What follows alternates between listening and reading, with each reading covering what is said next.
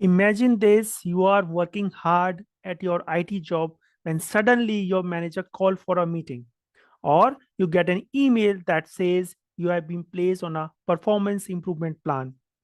Your heart sinks. Is this a warning, or is this a first step towards your exit? What if I'm going to tell you that in many IT companies, a performance improvement plan or PIP is not really about improving performance. It is a legal and a structured way to fire employees while making it look fair on paper. Friends, in this video, I will reveal the hidden signs that a PIP is often just a waiting room for a termination. I will share how some managers decide who get a PIP and why it's not always about the actual performance. I will also tell you what step you must take immediately if you're placed on a PIP so you can protect your job and your career. Hello everyone, my name is Sunan Sharma. I'm a senior consultant based in Netherlands, and here on Career Talk we discuss real workplace issues that most people avoid. And if you find this video helpful, please click the like button and share your thought in the comments. I personally reply to every single comment. And if you're new here, please subscribe for more content that can really impact your career.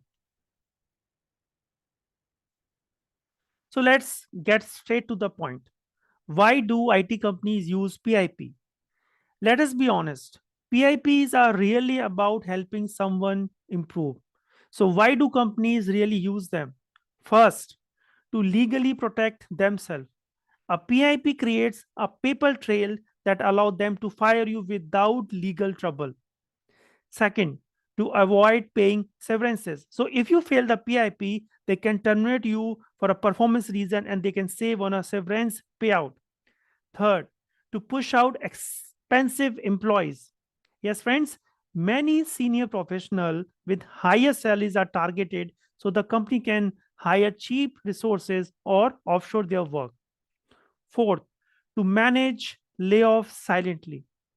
Yes. So instead of announcing layoff and damaging their image, companies quietly remove people using the PIPs. And the fifth one, to scare employees into quitting. Yes.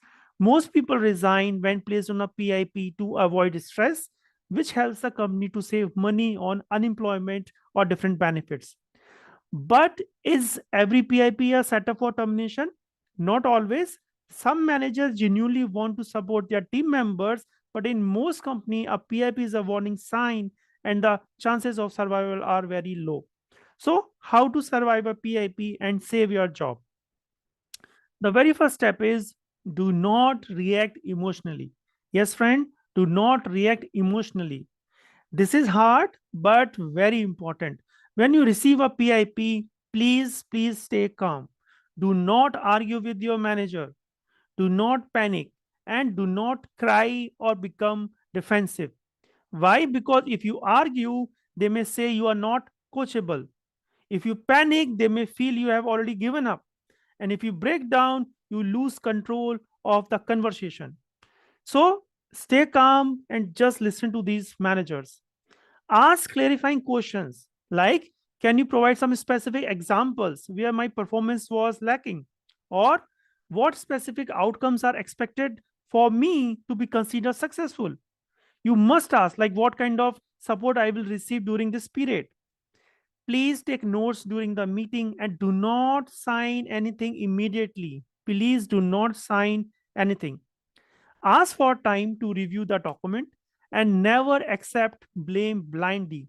If you feel the reasons are unfair, note them down.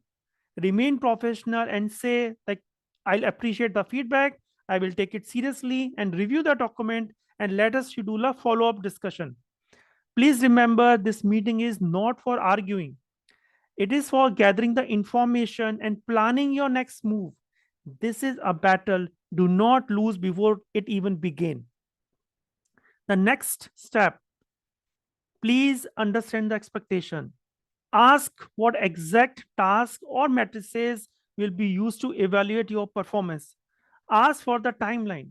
Will you get feedback weekly or only at the end? And most importantly, get everything in writing. A vague PIP with no clear goal is a clear trap. So, note it down. Third step, document everything. Yes, friends, from now on, treat this like a legal case. Keep record of your work, your email, every meeting note. Reply professionally to all emails so you have proof. If there are contradiction in the feedback, please write them down. Why? Because if you are fired unfairly, you will have the proof to take it up to with the HR or even challenge it legally later on. Step 4, over communicate. Yes, friends, do not just do hard work, do the smart work. Show that you are working hard. Send a daily email at the end of your working day. List down all your tasks which you have done today, what you are going to do tomorrow, and any blockers, challenges which you have faced. Please set up a weekly check in with your managers. Ask for the feedback. Confirm your progress and keep them informed. This way, if they will say that you are not improved, you have proved that you have did everything right. Please do that. Keep them informed. Over communication is the key over here. Next step, take help. Yes, friend, please ask for help. Share what is happening with your family. If you are married, tell your spouse. If not, talk to your parents. Do not carry this burden alone. Their support will help you to stay focused. Apart from this, also reach out to your mentor or some trusted colleague. If a PIP is unfair, talk to the HR also. You can also escalate to your managers if needed. But do not suffer in silence. You have to talk to someone. Now, what if none of this work? What if PIP is simply a polite way to remove you? Then, friends, it's time to act. Even if you believe you can pass the PIP, your job is no longer secure. Please believe me. So, start looking for a new job immediately. Many companies even fire employees even after the PIP. They quote some reason that we do not see a long-term future for you in our company. The job market is unpredictable. So it can take months to find a good role, new position. So if you get fired, you may have to explain the termination in interviews. So please update your LinkedIn profile. Make sure your experience and skills are visible. Reach out to recruiter quietly and directly. Use your personal network. Let your trusted friends and former colleagues know you are available. Please do not shy, do not hesitate. Please apply for multiple roles. So if you are a product owner, apply for similar jobs as well. For example, business analyst or let's say project manager or a product manager. Okay. So create different resumes. If possible, create different LinkedIn profile. That's perfectly okay.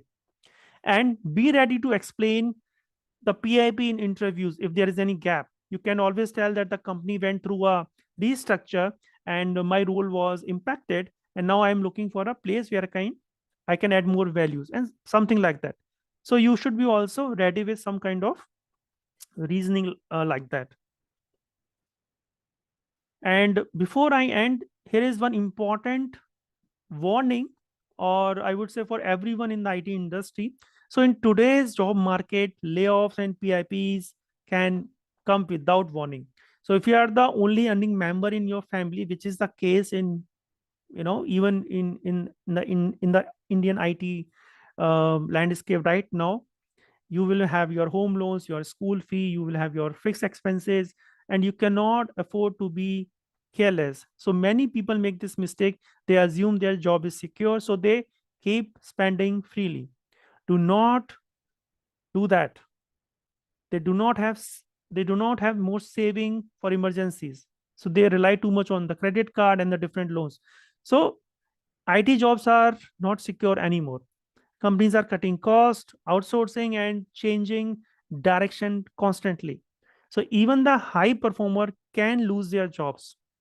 So uh, best strategy is at minimum save 6 months worth of your expense.